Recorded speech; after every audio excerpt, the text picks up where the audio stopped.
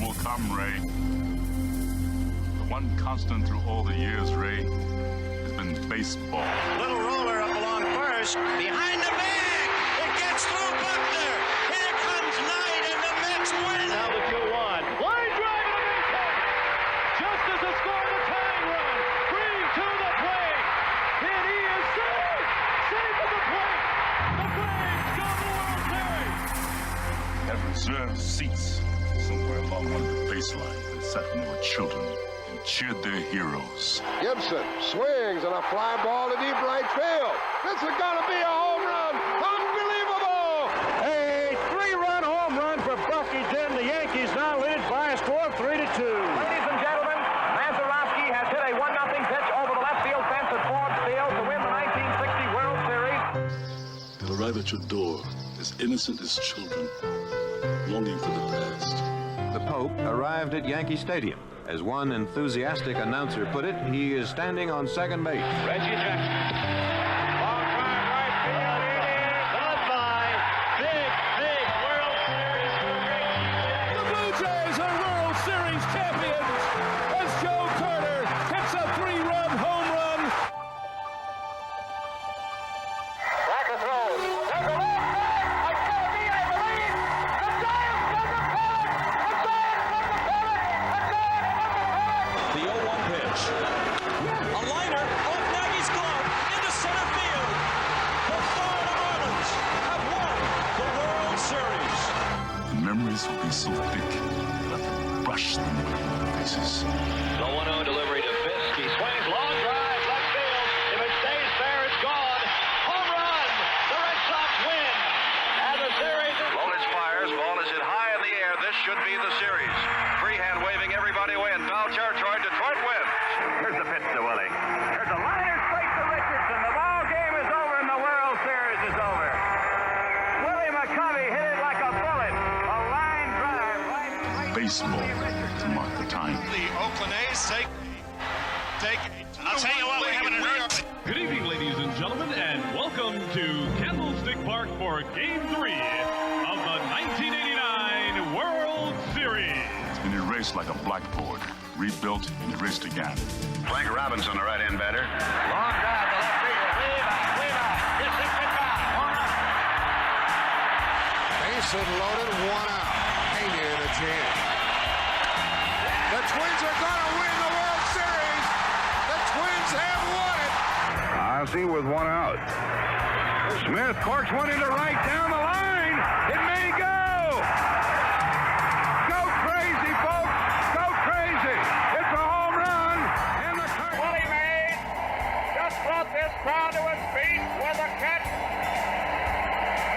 which must have been an optical illusion to a lot of people. This field, this game, is a part of our past, Ray.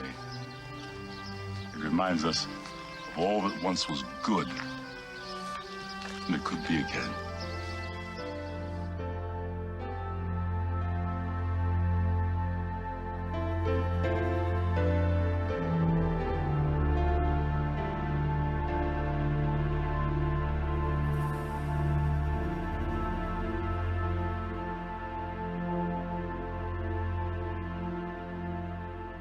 Broadcasted live.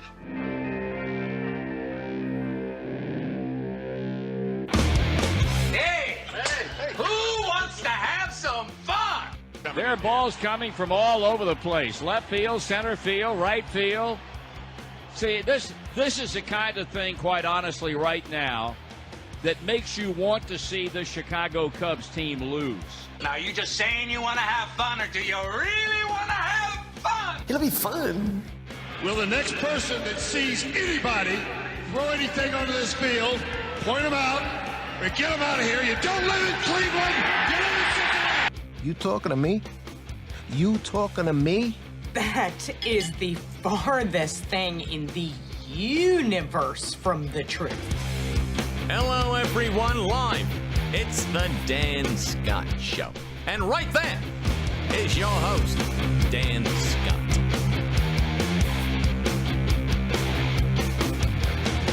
All right, well, good morning, everybody, and welcome to the Wednesday edition of the program. I am Dan Scott, and very happy to have you with us. Got a good show lined up for you today, chiefly because we get to spend the day with the guy who I think is the best guest in the business when it comes to breaking down conferences and national sports and even being able to go off topic when the situation arises. That's Dave Glenn of ACCSports.com. He'll be joining us here at 10:25 this morning. Before that, we'll be previewing Furman's game with the College of Charleston, talking about what's coming up this weekend for the baseball Paladins, and some other news and notes as we go through the course of the day, including the announcement of yet another spring football league, which will be coming in 2019. In fact, it will begin play the week following this next Super Bowl that's coming up. I kid you not. And it's going to have some very intriguing rules that are counter to what the NFL does. And we'll talk about that in the latter portion of the program. So in this football crazy part of the country that we live in, you're going to get some spring football. And this is going to happen a year ahead of the relaunch of Vince McMahon's XFL, which is coming in 2020. Well, this is going to happen in 2019. Can't make it up, quite honestly. And at the same time, there are some intriguing aspects to it. So we'll talk about that coming up in just a little bit. How's your week going so far? It is, it's cold today, and it wouldn't be as cold, obviously, if it wasn't for the wind that we have whipping through the area here. And it's because of that combination of things that today's baseball game here at Latham Stadium with the College of Charleston has been moved from the original 6 o'clock start to the 4 o'clock start today.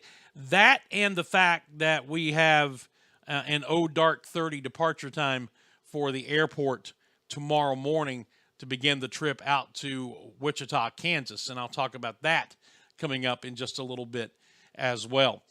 But anyway, as always, we hope that you're having a great day so far. If you are, then we'll try not to do anything to mess it up. If not, well, then maybe something you hear today will provide you with a little bit of a lift. And the goal, as always, to learn something we did not know by the time the show was over. And I always clarify and qualify that it's easier for some of us than it is for others.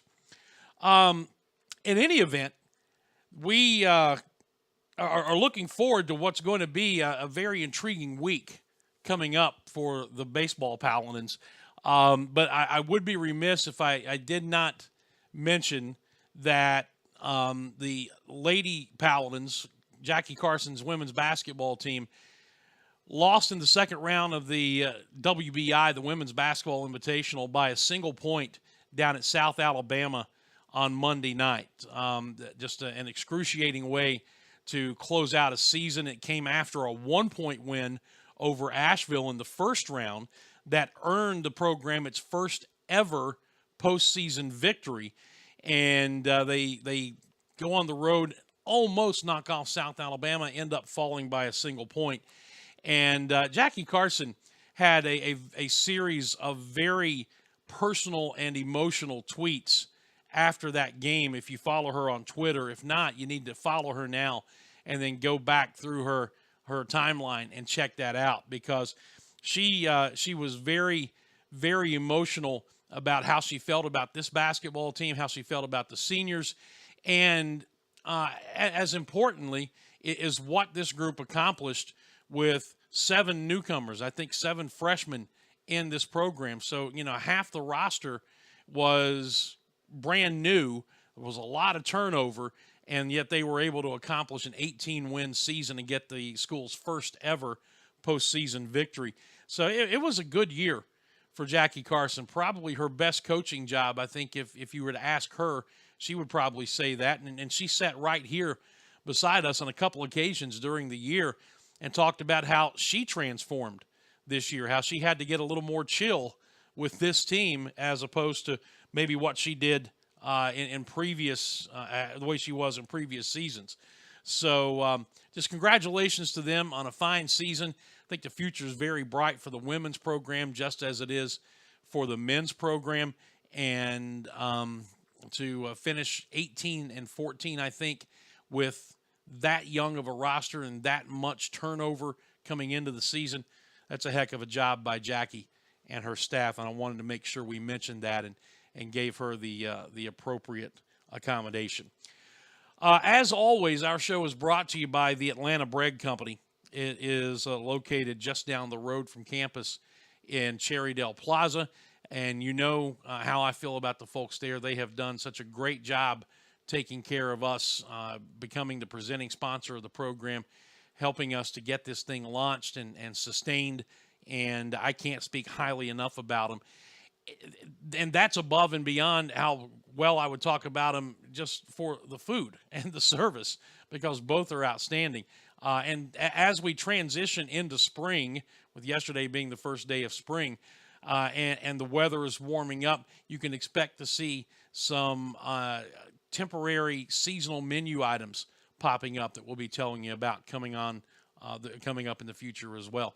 But please stop by the Atlanta Bread Company, enjoy the food, enjoy the people, and tell them that you heard about them here on the program. I can't emphasize enough, folks, how important it is when you visit our sponsors for you to tell them that you heard about them here on the show. I mean, this is a unique venture, trying to sustain this as basically a web-based program on a regular basis, and they need to know that the money they're spending is well spent. So please, all of our sponsors, go tell them that you heard about them here on the Dan Scott Show. When we come back, we will dive headlong into the preview of Furman and the College of Charleston. That's coming up at 4 o'clock this afternoon at Latham Stadium, and we'll talk about it after this. You're listening to the Dan Scott Show, watching the Dan Scott Show. Almost said the Furman IMG Sports Network, but that'll be later today on the radio. We'll be back right after this. Holding, number 79, defense, first down. I'm also holding a party tonight. Great call by the official. Looks like we've got another flag on the field. Holding, a Pepsi. Necessary refreshment. Hey, Ted, bring some of that Pepsi to my party. Pepsi and the NFL. Welcome to the Fun Doesn't End Zone. The Atlanta Bread Company wants to make your dining experience as convenient as possible, especially if you're ordering takeout. Go online to atlantabreadcompany.com, place your order there, and pay for it too. Then, when you get to the restaurant at Cherrydale Point, you breeze right by the cash registers and go straight to the pickup counter where your food will be waiting.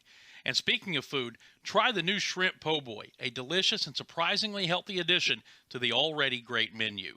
That's the Atlanta Bread Company, Cherrydale Point in Greenville. When the Furman baseball team goes on the road, it travels safely, comfortably, and with the latest technology with Jeans Tours and Charters. Jeans has been a Furman favorite for decades and has serviced Furman baseball for over 20 years. Take it from head coach Brett Harker. Book your next road trip with Jeans. Jeans Tours and Charters, online at jeansbussvc.com or call 864-242-1673. Jeans Tours and Charters, servicing the upstate since 1980. If you've been sidelined by an injury, the St. Francis Sports Medicine team is here 24/7 to get you back on the field. Our highly trained network of physicians, athletic trainers, and physical therapists treat all types of sports-related injuries, even those that don't occur from playing a sport. Call the St. Francis Hurt Line at 675-HU-RT for priority appointments or at-home advice. Again, that's 675-HU-RT.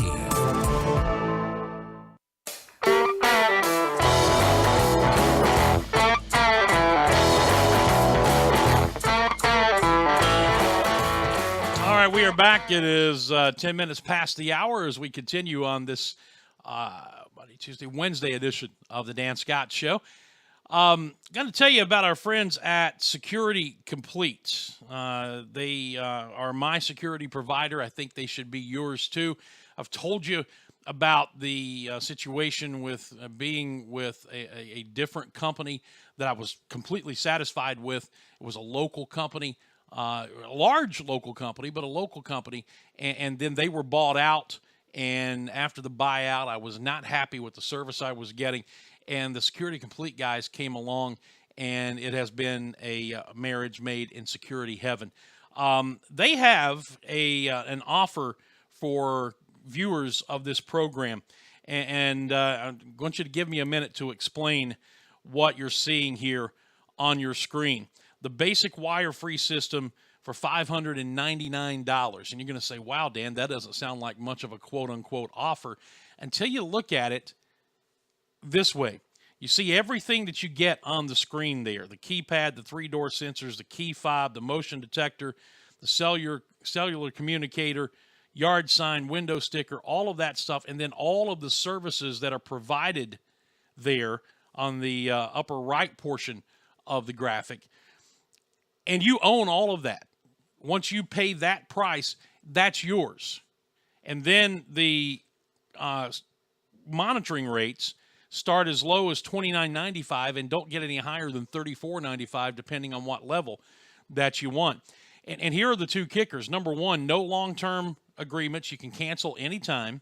And if you cancel and decide to go with somebody else, you can use this equipment. It's not proprietary, like if you were with one of the other big companies and made that move. Well, they would lock it out, and you could not use that equipment anymore. This is yours, and you can use it. It's not proprietary. It'll be yours forever. The other thing is, those other companies are going to lock you into a lease. So they're not getting your money at the beginning, but they're getting it over the course of sometimes as long as 5 years. And if you take the time to compare and you take the time to do the math, yeah, you're paying this $599 up front, but over the course of 5 years, you're going to save yourself, get this, between $1,200 and $1,800, because the monitoring rates are so much lower than those bigger companies in the competition you're getting. And so they're going to get you, and they're going to get you for 2 to 3 times what you're paying here. And it'll be spread out over the course of a 5-year lease, perhaps. And then the other thing you have to worry about with them is the fact that when that lease is up, if you don't tell them in writing that you want to stop it, it'll roll over. Sometimes for a year, sometimes they'll tag you for another 5 years, and you're locked in. Security Complete, no lease, no monthly contracts, you're month to month. And if you don't like the service, you can stop it, and you can use that equipment to go to somebody else. Now, folks, you can't ask for a better offer than that. You're going to save 2 to 3 times the money you're going to be charged over that 5-year period, and you have the option of deciding how satisfied you are with Security Complete and not having to be locked in to that long contract. 864-546-0360. You see it right there on your screen. They're on Facebook at Security Complete, and they're also on Twitter now at Security. Leave out the zero. Complete. CMPLETE. Security Complete on Twitter. And tell them you heard about them right here on the show. All right, so let's talk a little baseball now. Brett Harker's Paladins are playing exceptionally well right now. I think it's 9 of their last 11 or 9 of their last 12, and are embarking on what is going to be a big weekend in this last non-conference weekend of the 2018 season. Starting next weekend, leading into Easter Sunday, Furman opens Southern Conference play with the Sanford Bulldogs at Latham Stadium. So, a chance to take care of some business ahead of time, and a chance to really improve their standings in the RPI. Did you see the RPI baseball release earlier this week? The Paladins have the second highest RPI in the Southern Conference behind Greensboro. Greensboro's at number 100, Furman at number 104, and that is out of, 350 or whatever number of Division I baseball teams there are in the country, 330 or whatever the number is. So in the upper third of the RPI, this weekend, and actually starting today, they are playing 4 games against top 50 RBI teams RPI teams. 3 of those will be against top 12 RPI opponents. College of Charleston comes into this series today with the 43rd best RPI of anybody in the country, and Wichita State is number 12.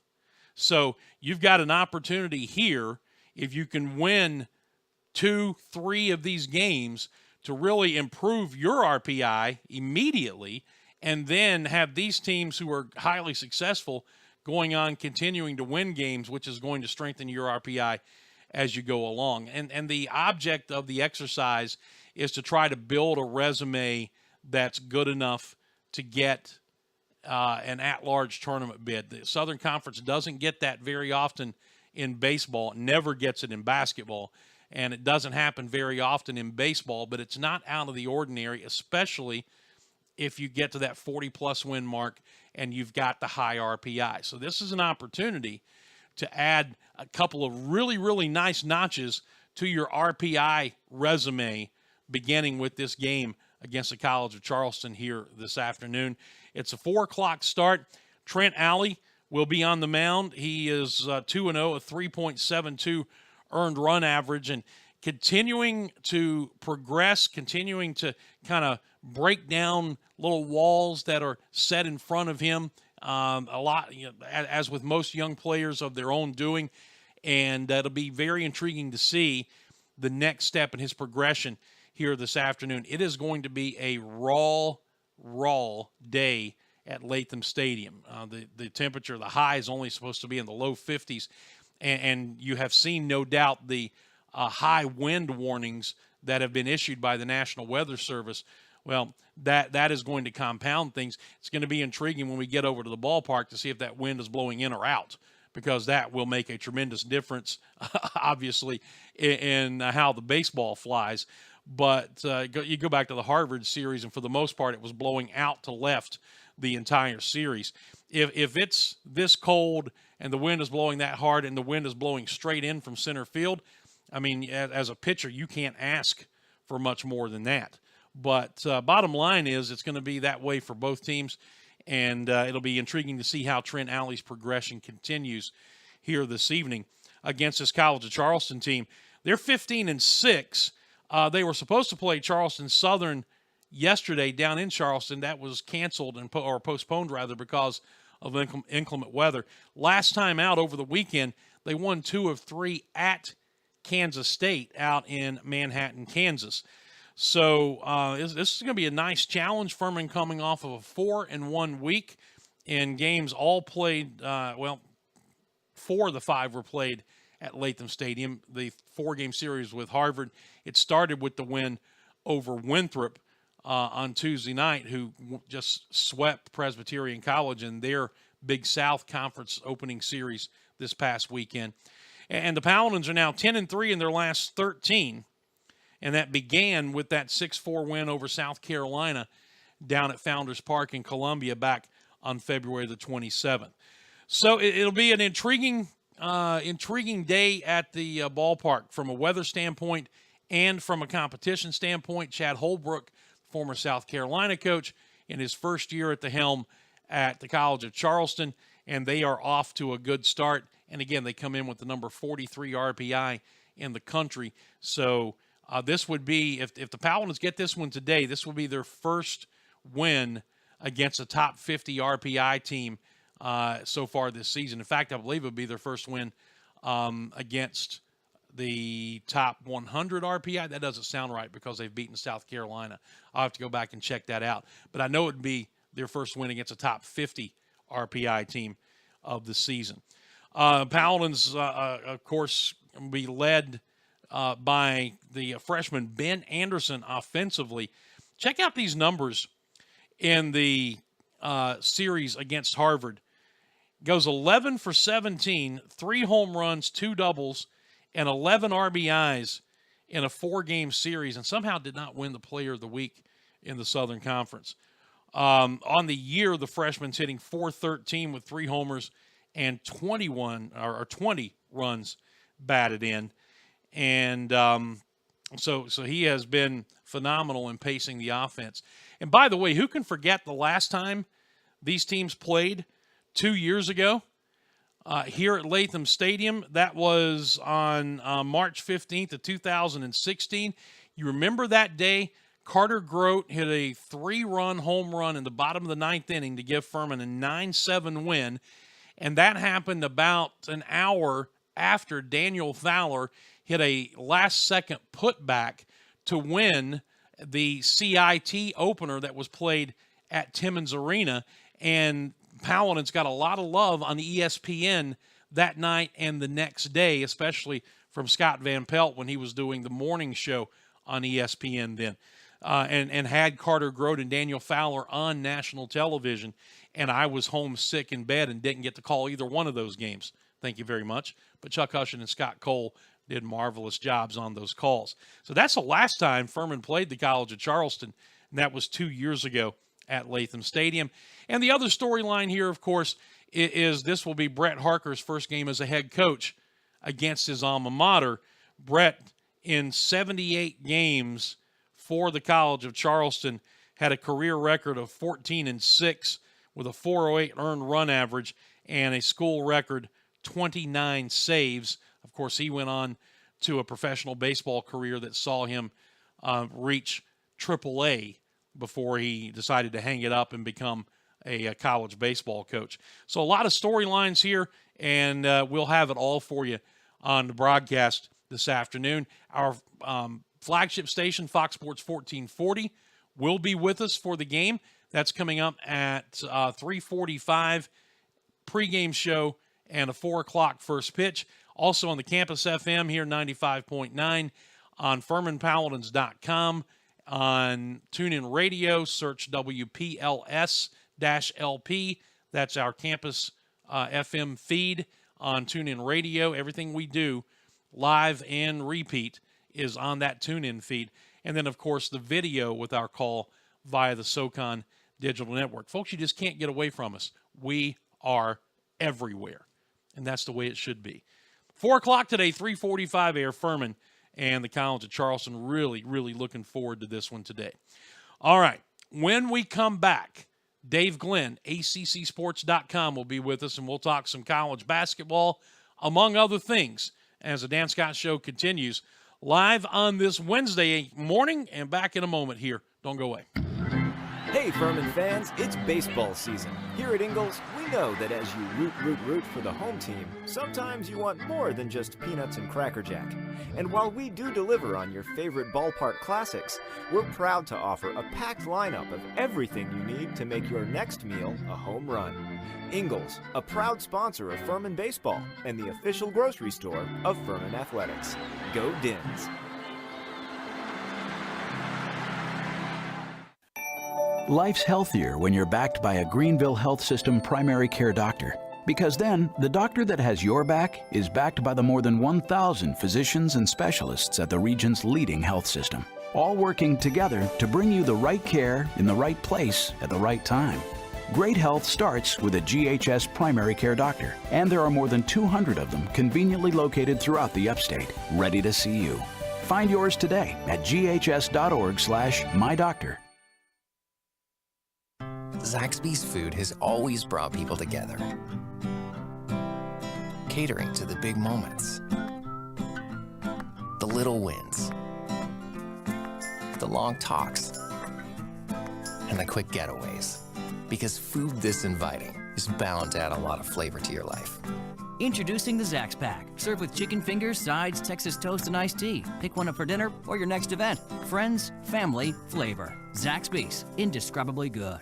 I was surprised recently when I learned that Americans spend $80 billion a year on illegal sports gambling. Sure, that's spread out over millions of gamblers, but still it makes you wonder where that money's coming from. Unfortunately, too often it's coming from money that was intended to buy groceries, pay the mortgage, or even put children through college. If gambling's had a negative impact on your life, call the SC Gambling Hotline toll-free at 877-452-5155. Help is confidential and available 24 hours a day. A message from the South Carolina Department of Alcohol and Other Drug Abuse Services.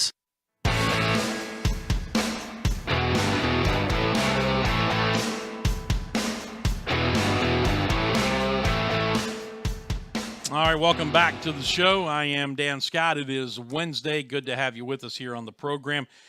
Folks, I want to encourage you to do what I have done. I've tried to make it a habit in these many years of doing the old radio talk show and now what we're doing here, of making sure that when I have a sponsor, I use their services so I can assure you that I'm telling you something that is true and accurate. In other words, if I wouldn't use it, I wouldn't bring it to you, okay? Ridge Media, LLC, is doing the new DanScottShow.com website that'll be up and running sometime in the next 45 to 60 days. And I told you a little bit about it on Monday, the intricate process that we're going through to make sure that not only is it a nice looking and functional website, but it's got the proper search engine optimization and all of that stuff that I know nothing about that will drive traffic to the site that will help all of our sponsors. So we're going to be able to do a lot more once we get this website up and running, and Ridge Media is handling that for me. Kenny and the folks there, a one-stop shop based here in Greenville that does logo, print, and website design, as well as that search engine optimization and marketing. And their clients range from startups like mine to Fortune 500 companies. They're locally owned with offices here in Greenville. As mentioned, this is their base. They're also in Charleston. Call today and schedule a free consultation. Will not cost you a thing to hear what they can do for you. That is Ridge Media, LLC, 864-354-6175, 354-6175. All right, we are heading to the celebrity guest line and doing what we do on Wednesdays from August to April. And that is bringing in the best guest in the business. He is Dave Glenn, ACCSports.com. Talk all things Atlantic Coast Conference and anything else we can throw at him. And the good thing about it is I never prompt him ahead of time, and he's always prepared anyway. How does that happen, Dave Glenn? You know what? It's because I converted years ago, Dan, and it's always good to be with you, to your world. You remember I came up the ranks as a writer and an editor, where your focus would be on this article or this preview or the next thing.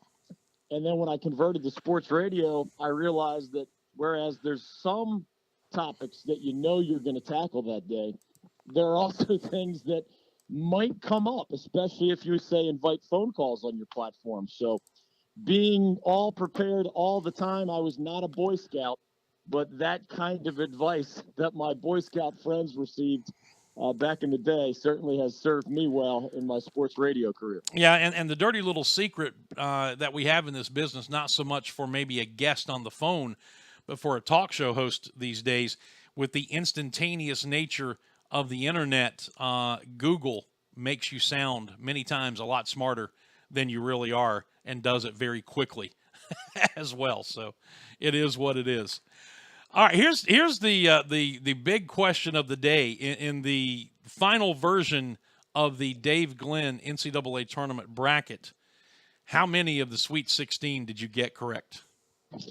I had 10 of the Sweet 16. I lost 2 of my final 4, but I still have my national championship game. I had Villanova beating Gonzaga in the national title game.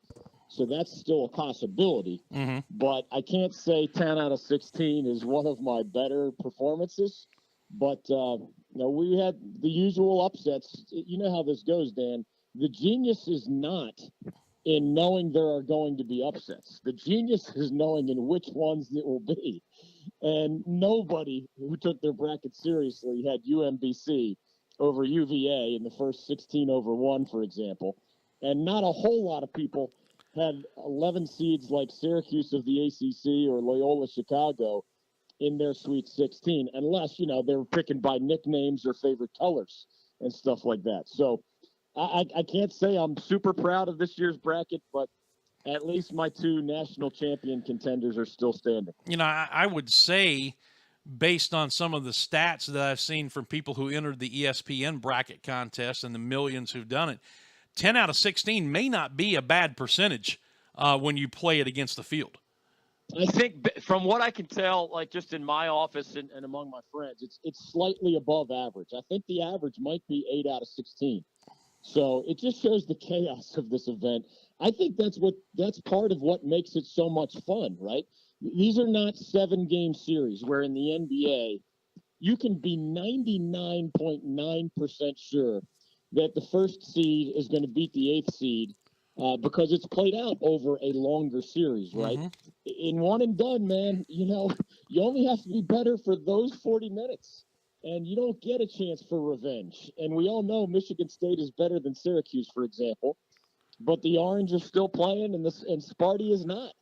We all know that Virginia would beat UMBC far more often than not, but for those 40 minutes, it's amazing to me, Dan. One way to put it is the Virginia Cavaliers, during their 31-2 record, were as good as any team in America at not flinching from who they were. In other words, they were in low-scoring, close games all year long while building a 31-2 record. And they did not react to a small deficit the wrong way. They did not react to, say, a low-scoring tied game at halftime during the regular season or even at the ACC tournament.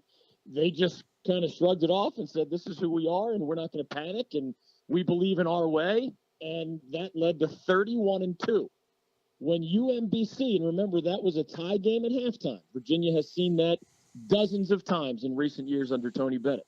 When UMBC ran out to about an 8-point lead early in the second half, the Cavaliers stopped looking like the Cavaliers. The Cavaliers flinched and weren't sure they believed in their way. And they had defensive breakdowns that were uncharacteristic, shot selection that was uncharacteristic. You give UMBC a lot of credit, don't get me wrong. But it took 2 to tango for that first ever 16-1 upset. And the Cavaliers contributed to their own demise in some of the exact same ways that you just almost never saw through their 31-2 start to this season. Yeah, and ironically enough, you don't think about a small mid-major school like that. You think if they're going to do things, they're going to do things with incredible perimeter shooting and maybe pressure and things along those lines. But they were really able to exploit, as your website so eloquently put it, exploit Virginia's interior defense in building and ultimately winning that game by 20.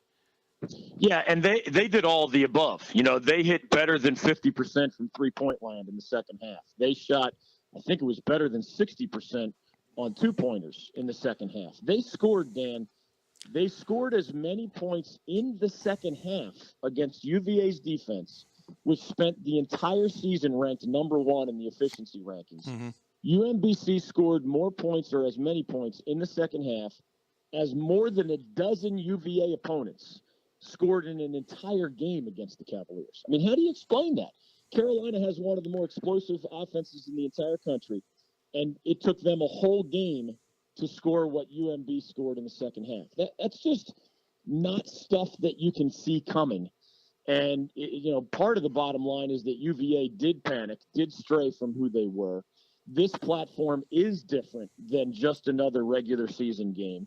And the personnel challenges were intriguing. Not that you were overwhelmed by UMBC, but chasing 5 smaller guys around is a different animal than what you see through 18 regular season games in conference play, right? There was no similar matchup in the ACC for how UMBC played ball. So virtually every, who's 7-foot New Zealander Jack Salt's going to guard in that situation? Who's ACC Defensive Player of the Year Isaiah Wilkins going to guard in that situation? Even the UVA guards, who are all 3 of them very good defenders, they're dealing with a guy that is quicker and smaller than they are, and that's not something they saw a lot of. So it's a multi-layered cake to explain how we finally got a 16-1. But every coach I've talked to, every basketball person I've talked to, says that even with the benefit of hindsight, they're absolutely shocked that was when it happened. They're absolutely shocked that it happened by a 20-point margin, not a last-minute buzzer beater. A 20-point margin, and they were surprised that the Cavaliers kind of strayed from who they are at exactly the wrong time. Speaking with Dave Glenn, ACCSports.com. Saw on Twitter, I think it was yesterday, it might have been earlier this morning, time's all kind of running together now. But somebody had retweeted somebody on the national scene whose name I can't recall. But the bottom line was, and it sounds like a lot of sour grapes, that maybe their bracket was completely shot. But their bottom line was that mid-majors should not be allowed in the NCAA tournament. It should be all Power 5 conference schools in the field of 64 that we get, which to me is one of the more ludicrous things that I've ever heard. I wanted to toss that out to you and see what you thought. Oh my gosh, Dan, if you and I were sitting next to each other at some kind of convention where they asked our input on that particular proposal, you might have to strap my Philly bred body into my chair, because I would not only disagree with the premise and agree with you that it's a ludicrous idea. I mean, I might have to jump up on the table and start screaming bloody murder, because it's just a horrendously bad idea. It's part of the fun. I mean, Loyola Chicago is still dancing. That's a beautiful thing. Nevada of the Mountain West is still dancing. That's a beautiful thing. You know, one of those two is going to be in the Elite Eight. That's a lot of fun. This is not just about, you know, who's the better team. Michigan State is better than Syracuse. You got to be better that day, though. And without some form of Cinderella, even if it happens to be a power school who is a double-digit seed like Syracuse from the ACC this year, Cinderella is part of what makes this dance beautiful. And we know that 9 times out of 10, Cinderella falls by the wayside, right? We don't have a lot of Cinderellas come to Final Four. But I think this movie would lack some of its best drama if we didn't have these mid-majors and other low seeds making these long runs. It's part of what makes it fun before we end up with, you know, usually more of the blue bloods in the Final Four. Dave, we have 4 ACC teams in the Sweet 16. Had somebody given you odds, would you have picked these 4 to be the 4 teams standing? Man, I wish I could tell you the answer to that was yes, Dan. I have studied this and covered this stuff for 31 years as the guy who created ACCSports.com, and I wish I could tell you that hard work and research would pay off with that kind of a crystal ball. I'm not surprised at Duke, of course. Mm-hmm. I am surprised that Clemson and Florida State, you know, 2 schools that have been in their basketball lives been living in the shadow of their outstanding football programs. I am surprised that those 2 are still dancing, but I'm not surprised. I don't believe that it was impossible. I'll put it that way. Syracuse showed us 2 years ago under Jim Boeheim that because of his zone defense that its conference opponents can prepare for, because they see it once or twice every year, but others never see. It's not like they run a zone that others run. Mm-hmm. Jim Boeheim reminded us when they barely got into the tournament 2 years ago that you can shock opponents, especially if they only have 1 day to prepare for you. Shock opponents the way they did Michigan State, which never figured out, despite 2 future NBA players, at least, under a Hall of Fame coach, Tom Izzo. They never figured out, the Spartans, the answer to that zone. So in that sense, Syracuse is always dangerous in this context. I did like Clemson's mini bracket. Like, if you broke the original 64 down into 16 quadrants, I thought the Tigers had the most manageable quadrant of all. I didn't think Auburn was all that scary. New Mexico State, you know, a good team, a conference champion, but not unbeatable for sure. I thought the Tigers had a manageable quadrant, and then Florida State just was, to me, the biggest anomaly of all, because FSU was not even a very good team by ACC standards this year. I don't think it has the NBA talent that Leonard Hamilton often has in Tallahassee. So to me, FSU is the most surprising of the 4 still standing. Duke, the least surprising. And the other 2 took a little extra effort to see their roads, but the Orange and the Tigers at least had big things to lean on. The zone for Syracuse, those 3 guards, and the Brad Brownell trademark defense for the Clemson Tigers. I could see a road for those 2, but I still have to say that I didn't have them in my original bracket still standing. You know, because of my association with my broadcast partner, Tom Van Hoy, I know a little more about Kansas than perhaps I should. And I know that this is probably Bill Self's best coaching job this season because of the fact that they played a lot of the year without a true big man, and now maybe playing with just one guy who would fill that role and some other injuries and things, and yet here they are, number 1 seed in the Sweet 16. If Clemson is going to upset Kansas State, where are they going to have to direct most of their attention? Well, I think Devontae Graham, who happens to be a Raleigh, North Carolina guy, first-team All-American guard, you have to figure out how to handle him. Good news for Clemson is they have some good defenders, including Marquise Reed on the perimeter and Elijah Thomas inside. So that's a starting point on defense. And then what I think the Tigers have to do offensively, where they're not quite as consistent, is rely on those 3 guards. Shelton Mitchell has played well down the stretch. Gabe DeVoe has played well down the stretch. Marquise Reed, I was not impressed by him up at the ACC tournament, but I was impressed enough by him all year long to vote him second team All-ACC. Those 3 guards are legit now. They have to hit 3-pointers when they become available against Kansas. They can't turn the ball over and give Kansas easy buckets. To me, that's your recipe for success. Lean on the same defense that has been trustworthy all season long for Clemson, and then just hope you get enough offense. Maybe a little Elijah Thomas inside, but certainly they need Reed and Mitchell and DeVoe to continue their strong play down the stretch.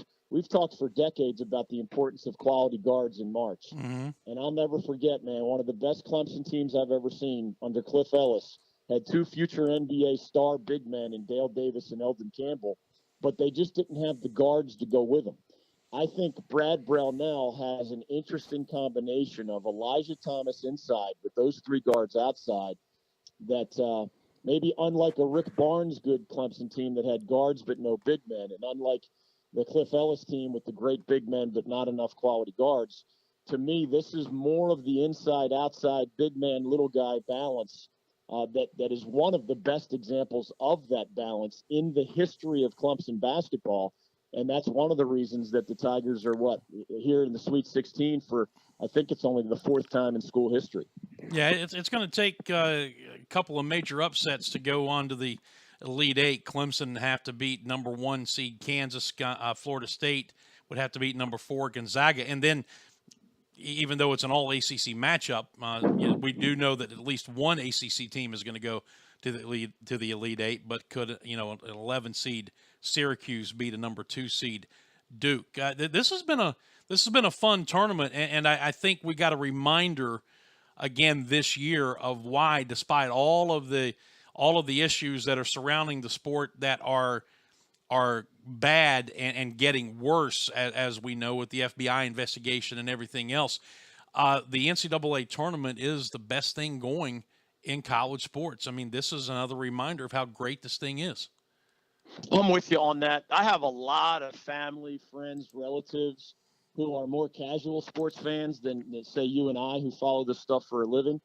And it is inevitable, at least 1 month a year, and I would even stretch it out maybe over 2 months, from mid-February or early February to early April when somebody is cutting down the nets.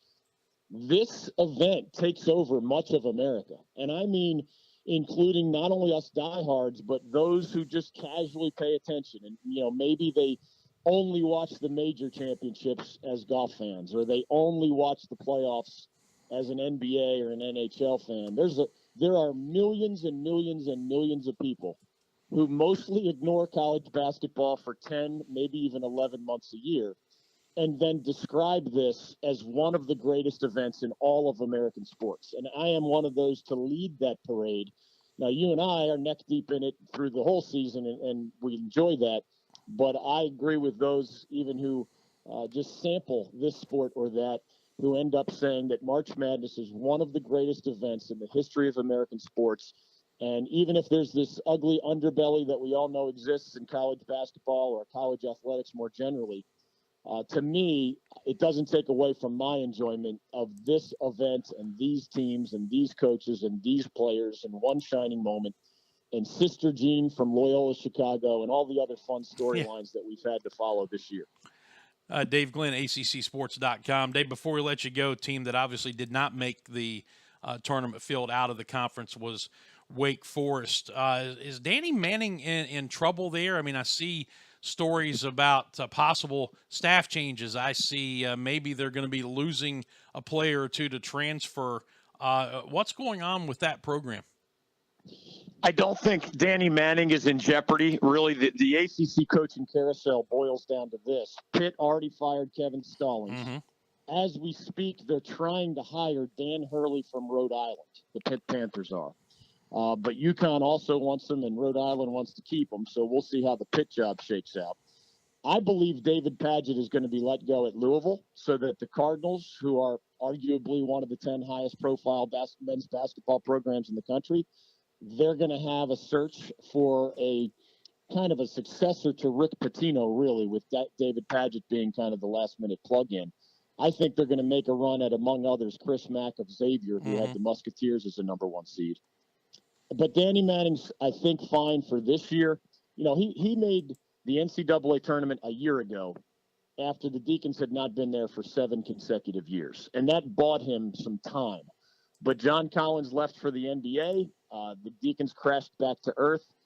We'll see if, Bryant Crawford leaves after his junior year. If that happens, Danny's going to have a hard time climbing the ACC ladder next year, and it would probably be a year from now that we would be talking about his job status.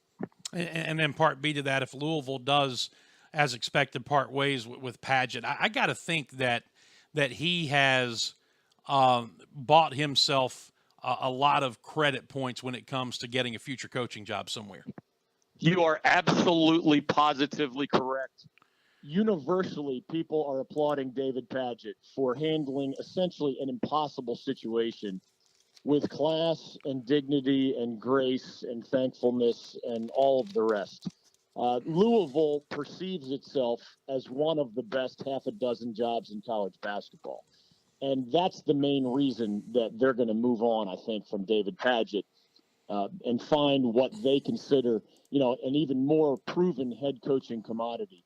You could argue that the Cardinals had enough talent and experience and depth to make the NCAA tournament and that they did underachieve a little bit this year. I think that's a fair argument to make, but I'm 100% certain that David Padgett deserves credit for a solid coaching job under brutally difficult circumstances, and certainly handled himself as a person with the media, with the fans, and with his own players through those scandals and through those dismissals about as well as you could ask for. Couldn't have said it better myself, which is why I let you say it. Tell everybody how they can follow more of what you're doing. On Twitter, we're at ACC Sports and also at David Glenn Show. Online, ACCSports.com is the place to go. We have a lot of coverage of the Sweet 16, of course, a lot of coverage of that coaching carousel, Pitt, Louisville, and otherwise. UVA assistant Ron Sanchez just got the head coaching job with the Charlotte 49ers. Analytics in football and basketball, recruiting in football and basketball. We even sprinkle in some other sports from time to time. That remains our Grand Central station, ACCSports.com. Yeah, more basketball obviously coming next week. We don't know what other bombshells will be dropped on the national scene. And then I would imagine that we'll also start over the course of the next few weeks focusing a little bit on the upcoming NFL draft as well. There's never an off season when it comes to sports coverage in this conference or any conference. Dave, as always, my friend, you do it better than anybody. Thanks for spending the time with us. Always fun, Dan. Appreciate the call. Good to be with you again. Enjoy the game. All right, that was Dave Glenn, ACCSports.com. We will come back and put a wrap on things. So you want to watch some spring football? Well, maybe not this spring, but next spring you'll be able to. And this is before the relaunch of the XFL. I'll tell you about it when we come back. Stay with us. If 4 spinning objects can grip thin air, then 4 spinning objects can grip solid earth.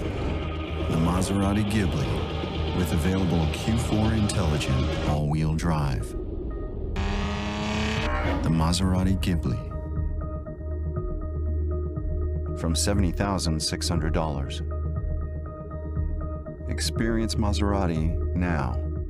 Since the 1950s, upstate residents from all over have come to Stack's Original. It's simple. Stack serves the best Southern-style down-home cooking in the area. Whether you're looking for a healthy breakfast, delicious lunch, or a relaxing dinner, Stack's has it all. Every Sunday after church, enjoy a great lunch with your family, including country-style steak, fried chicken, baked ham, and much, much more, plus a huge selection of side vegetables. It's easy to see why Stack's is the Greenville tradition. Call about our catering services for your next event. Stack's Original, 1704 Poinsett Highway, Greenville.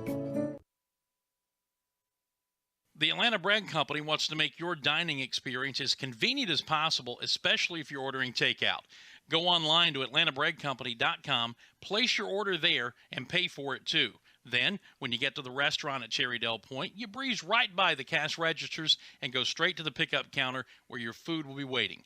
And speaking of food, try the new Shrimp Po' Boy, a delicious and surprisingly healthy addition to the already great menu. That's the Atlanta Bread Company, Cherrydale Point in Greenville. Let me tell you something, Cowboy. This rookie can really bring the heat. He's smoky and spicy with a Chipotle style all his own. It's a new Montgomery Inn Chipotle barbecue sauce. Make it a part of your home team. Available now at your neighborhood grocer or online at CincyFavorites.com.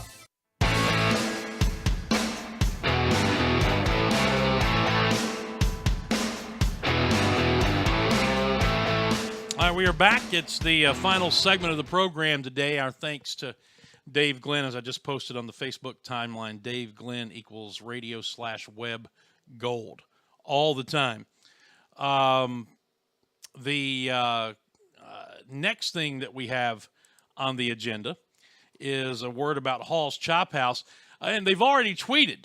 Hall's Chop House has already tweeted. This is a big day for them. You got Hall's Chop House, the original in Charleston, versus Hall's Chop House in Greenville. Why? Because the College of Charleston is coming to play Furman in baseball this afternoon. So, Hall's wins regardless, and if you go there, you win because the food is fantastic, the people are even better, and it all starts with, of course, the Allen Brothers Prime Steaks that just – I can't really explain it. Without salivating, and I'll short-circuit the computer here. You just need to go check it out for yourself. Now, besides being open 7 nights a week and for brunch on Sundays, they're now open for lunch on Friday and Saturday. So you get a chance to experience the lunch menu and have that experience in downtown Greenville as well on those days.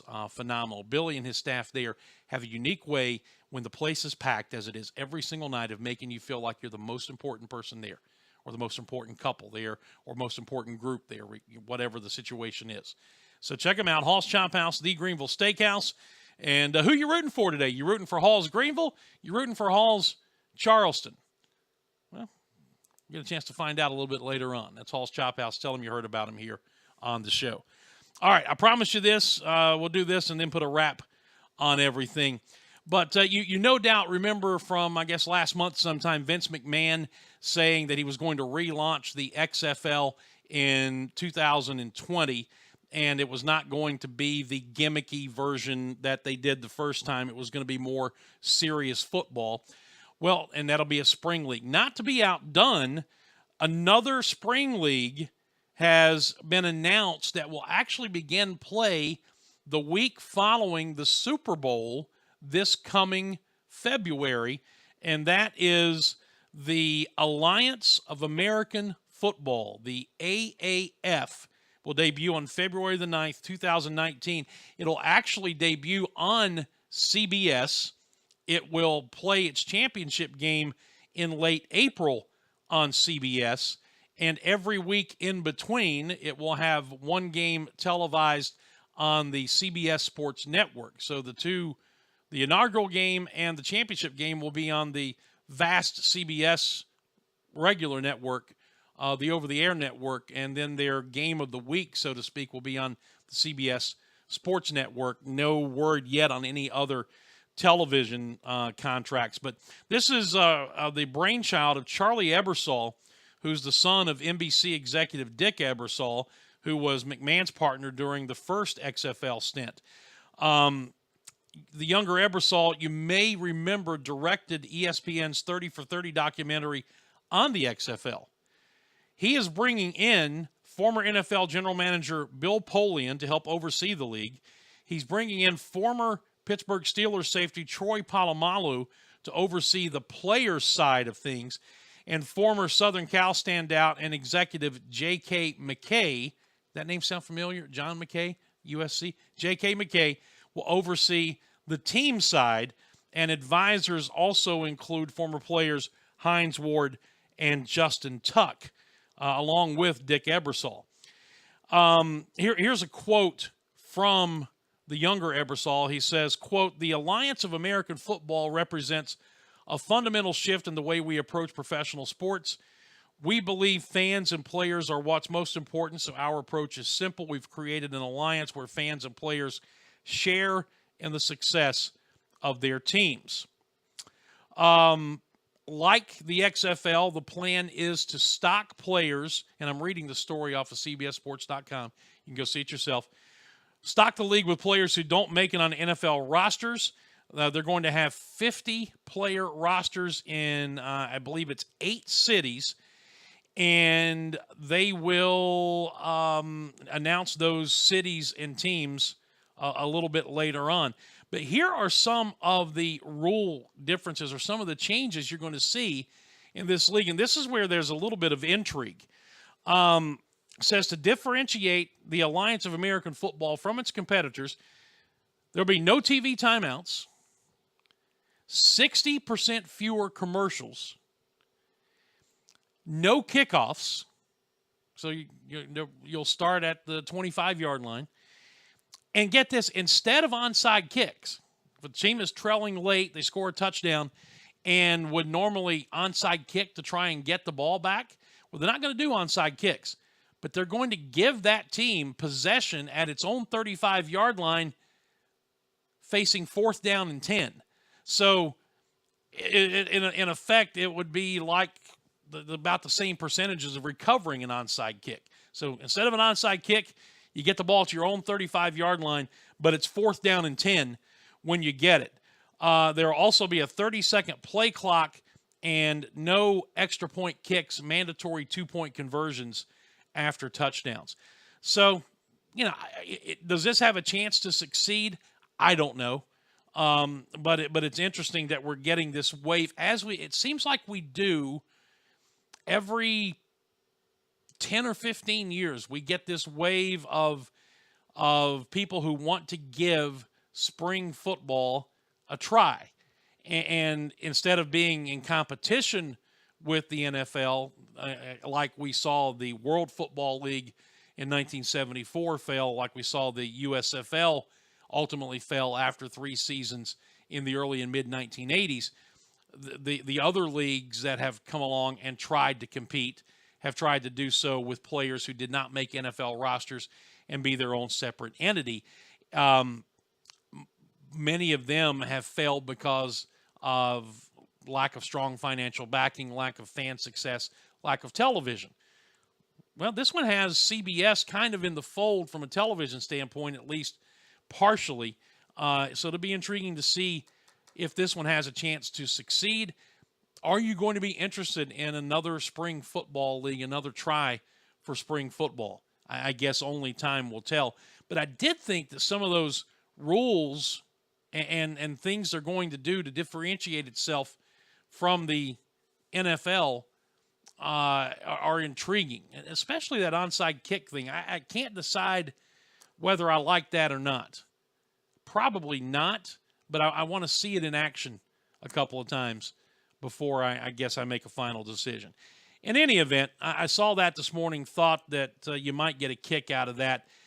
Chances are it's not going to work, but again, with CBS kind of coming alongside, maybe not as a full partner, but at least offering it some help and some television coverage, who knows what will happen. Maybe it will work. People a long time ago thought that the Arena Football League would never work and never last, and it's been going for more than 30 years now, so take that for what it's worth.